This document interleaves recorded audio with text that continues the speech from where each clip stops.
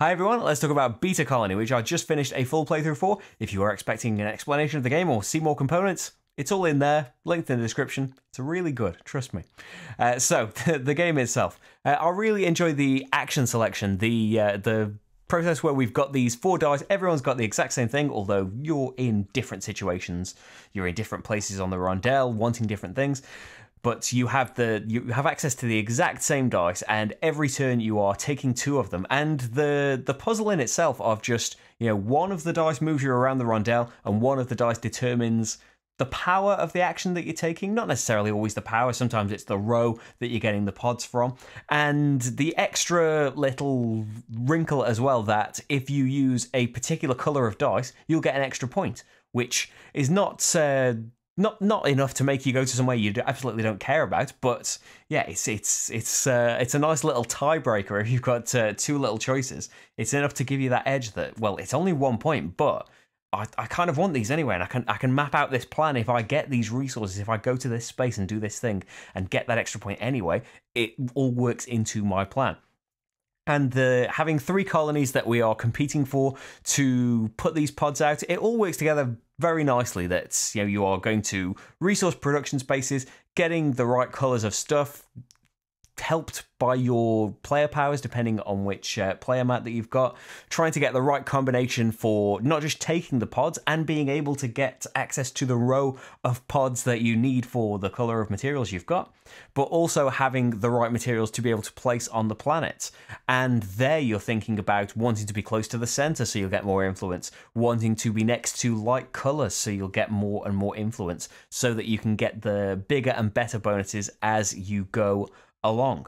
It's just a really nice gameplay loop of trying to map out what you're going to do with these 4 dice. And yeah, the stuff that the other player does can mess that up. If there's only one of a particular color of pod there and the other player gets there first and takes away your bonus, you can only have 3 of a certain color of pod in touching. So, if somebody does that, then it can completely kill your plan and get in the way of it. So it has got it's not really got any negative interaction in terms of there's no stealing and take that and things, but there is interaction in wanting to build up these areas, but everybody else can race to do that as well, and wanting majority in the various colonies for endgame scoring too.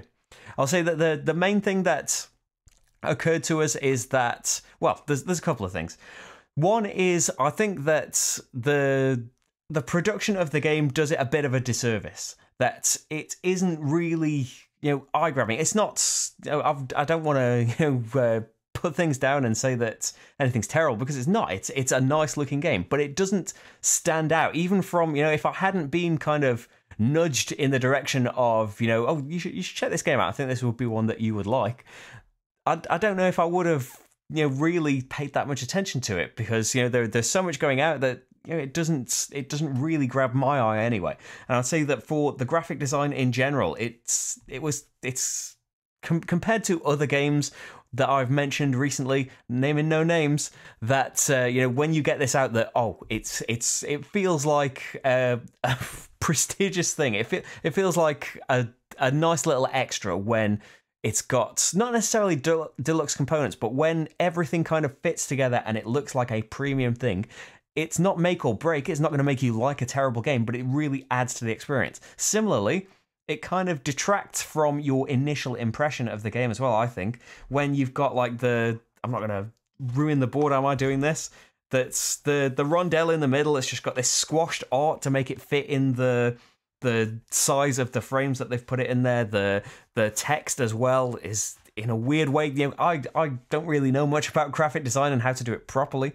But yeah, these things kind of stood out. One of the main things is the colors in the game. There's so many similar colors that you've got orange, red, and pink, which we don't have any problems with color blindness or anything like that.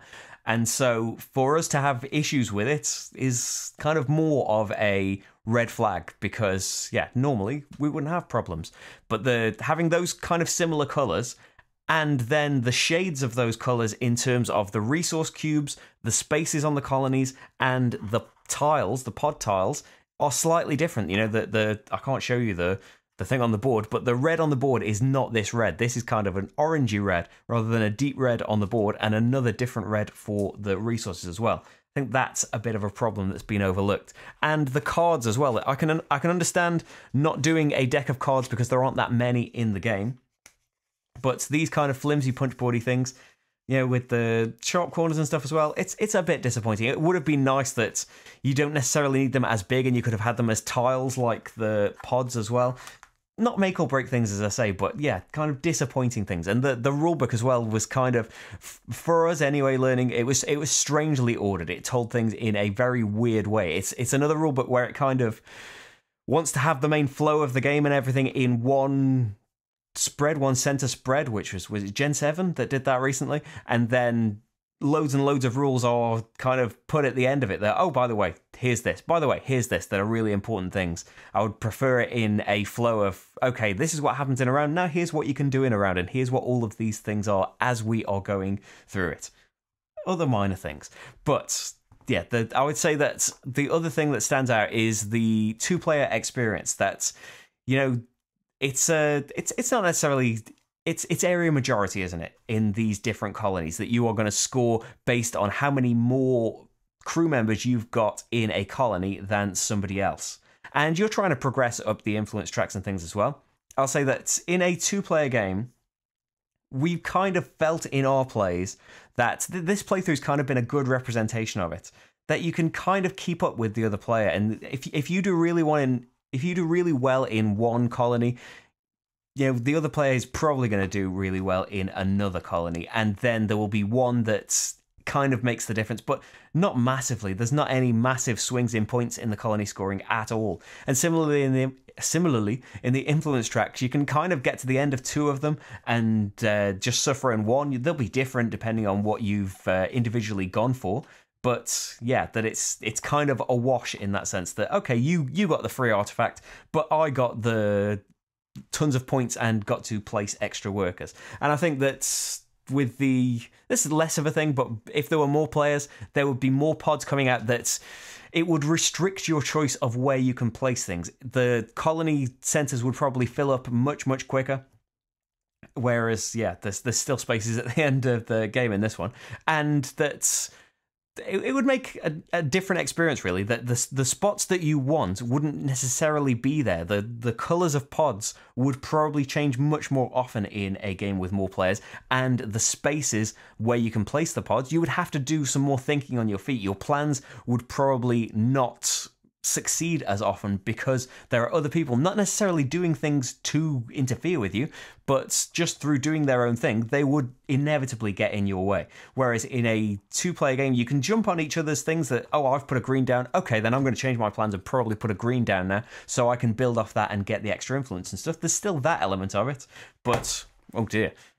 But yeah, I feel like it is missing something and it wants more players. It's absolutely still a good, enjoyable experience with two players, but I feel like you do want more. I can't say that because I've only played it at two players. I can't say it for definite, but yeah, I think it would really shine if you had more players around. But hopefully the playthrough is there and it's given you a good idea of whether or not you want to explore Beta Colony further. That's what I think about it though. And I'm going to stop talking now. Bye, everyone.